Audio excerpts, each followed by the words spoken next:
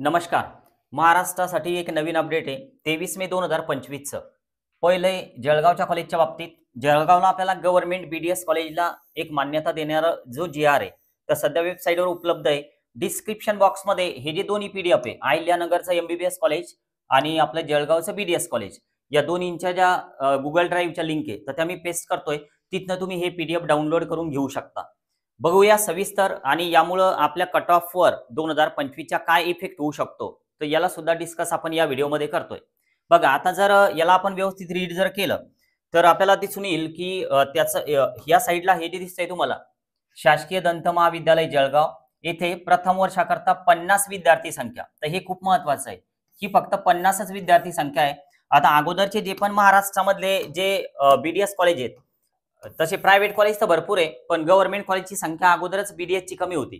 त्यामध्ये आता हे शासनानं एक नवीन जळगावचं BDS कॉलेज या ठिकाणी ओपन करण्याचा जो GR आहे, तर तो जवळपास 23 मेला रिलीज केलेला आहे. आता यामध्ये जर का आपण व्यवस्थित बघायला गेलो तर प्रस्तावनेमध्ये काय दिसतं बघा, आणि यामुळे आपल्या कट ऑफवर, MBBSच्या कट ऑफवर किंवा BDS वर, BMS वर पण इफेक्ट होऊ शकतो. पण तो किती प्रमाणात होईल तर हे सुद्धा गरजेचं आहे. त्याला थोडा अॅनालाइज आपण या व्हिडिओमध्ये करतोय. नवीन असाल तर सबस्क्राईब करायला विसरू नका.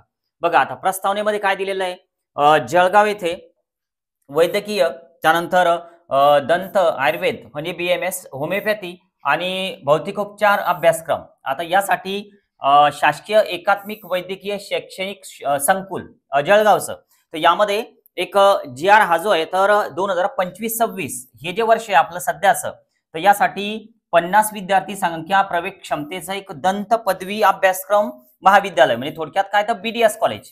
आणि हे BDS कॉलेज पूर्णपणे गव्हर्नमेंटचं आहे आणि गव्हर्नमेंट कॉलेजची जी फीज आहे तर ती कमी असते. कट ऑफ थोडा हाय जात असतो BDSचा, जसा MBBSचा जातो. MBBS गव्हर्नमेंटचे कट ऑफ यावर्षी थोडेफार कमी येऊ शकतात, कारण आता आमच्याकडे जे मुलं व्हिजिटला येत आहेत किंवा कॉल येत आहेत किंवा व्हॉट्सअपला मेसेजेस आहेत, तर त्यामध्ये खूप कमी विद्यार्थी असे आहेत की जे 500+ मार्क्स सांगतायत, 550+ मार्क्स सांगतायत. तर याचा इफेक्ट यावर्षी कट ऑफवर कितपत होईल तर हे सुद्धा बघणं आपल्याला खूप गरजेचं आहे. आता जर समजा आपण हा शासन निर्णय जर का वाचला तर यामध्ये काय दिलेलं आहे की आरोग्य आणि कुटुंब कल्याण मंत्रालय, आता या मंत्रालयाअंतर्गत हे जे BDS कॉलेज आहे, तर यामध्ये अटी आणि शर्ती देण्यात आलेल्या आहे की हे जे BDS कॉलेज आहे तर यामध्ये जास्तीत जास्त समजा एक 50 विद्यार्थ्यांची लिमिट आहे, यापेक्षा जास्त नाही. आणि या महाविद्यालयाला आता समजा यावर्षी जरी मान्यता देण्यात आलेली आहे तर पुढच्या वर्षी नूतनीकरण म्हणजे याला परत रिवाइज करावं लागेल, या मान्यतेला हे अप्रुव्हल परत घ्यावं लागेल. तसं प्रत्येक कॉलेजचं असंच असतं. आता हे नवीन आलेलं यावर्षीचं आहे. आता हेच आपण जर MBBS बद्दल जरी बघायला गेलो तर बऱ्याच गोष्टी आपल्याला क्लिअर होतील. MBBS मध्ये काय दिलेलं आहे तर MBBS कॉलेज आहे जवळपास 100 विद्यार्थी संख्या असलेलं आहे. हे जे अहिल्यानगरचं कॉलेज आहे तर हे पुण्यश्लोक अहिल्यादेवी होळकर यांच्या 300व्या जयंतीच्या पार्श्वभूमीवर हे कॉलेज ओपन करण्याचं या ठिकाणी ठरवण्यात आलेलं आहे. आता हे 100 सीटचं कॉलेज आहे. लक्षात घ्या, टोटल हे जे 2 GR आहे तर 2 GR मिळून महाराष्ट्रामध्ये एक जवळपास 150 सीट आपल्याला वाढलेल्या दिसतात. आता या 150 सीटमुळे कट ऑफवर काय इफेक्ट होईल.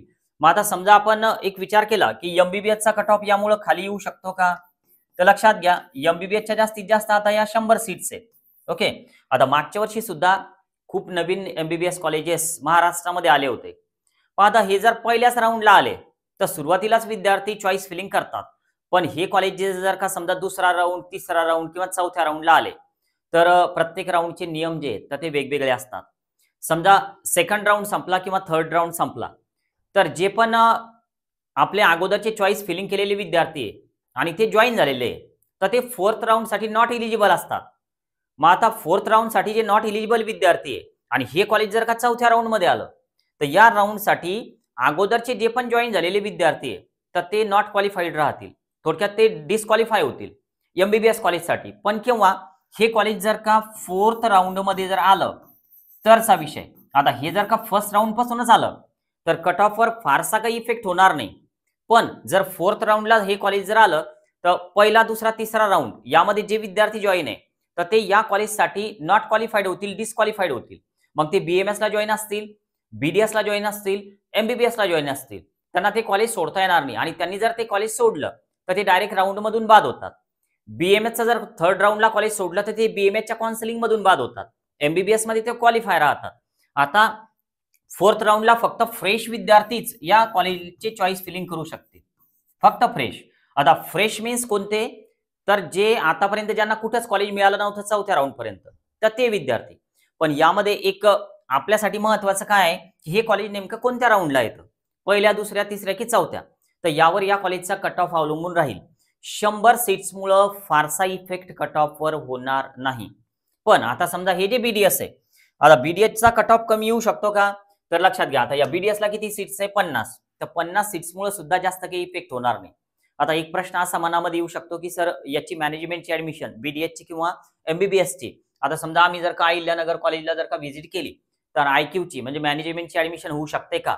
गव्हर्नमेंट कॉलेजला मॅनेजमेंटच्या सीट नसतात, त्या फक्त सेमी गव्हर्नमेंटला असतात. हे गव्हर्नमेंट कॉलेज आहे, तर त्यामुळे इकडे मॅनेजमेंटचा तुम्ही विचार करू नका. 100 सीटचं कॉलेज, 50 सीटचं कॉलेज गव्हर्नमेंटचं आहे. No management. टोटल सीट ज्या आहेत तर त्या ऑल इंडियामधून 15% भरल्या जातील, म्हणजे 15%. जसं आता हे 100 सीटचं जे अहिल्यानगरचं, तर यातल्या 15% सीट्स ह्या ऑल इंडियामध्ये गेल्या, 15 सीट्स, आणि यातल्या सुद्धा 15% सीट ज्या आहे 50 पैकी, तर त्या ऑल इंडियामध्ये गेल्या, म्हणजे थोडक्यात एमसीसी वरून भरल्या गेल्या. बाकीच्या ज्या 85% आहे तर त्या आपल्या महाराष्ट्राच्या स्टुडंटसाठी स्टेट कोटामध्ये येतील आणि त्यामध्ये मग कॉम्पिटिशन होईल. तर यामुळं आपल्या नीट 2025च्या कट ऑफवर फारसा काही इफेक्ट होणार नाही या दोन कॉलेजेसमुळं. जसं मागच्या वर्षी खूप सारे कॉलेजेस आलेले होते, एमबीबीएसचे आले, त्यानंतर बीएमएसचे आले, पण कट ऑफवर फारसा इफेक्ट झाला नाही. पण यावर्षी पेपर टफ होता, कट ऑफ जास्त अगोदरच हाय जाणार नाही, पण तो जो कमी होणारा कट ऑफ आहे तर या कॉलेजमुळे तो अजून कमी होईल. तर या मानसिकतेमध्ये जर तुम्ही असाल तर 100 सीट्समुळं किंवा 50 सीट्समुळं तो कट ऑफ जास्त खाली येणार नाही. पेपर टफ आहे, कट ऑफ यावर्षी निश्चित खाली येणार आहे, पण या कॉलेजेसचा इफेक्ट त्यावर काही होणार नाही, तर हे लक्षात घ्या.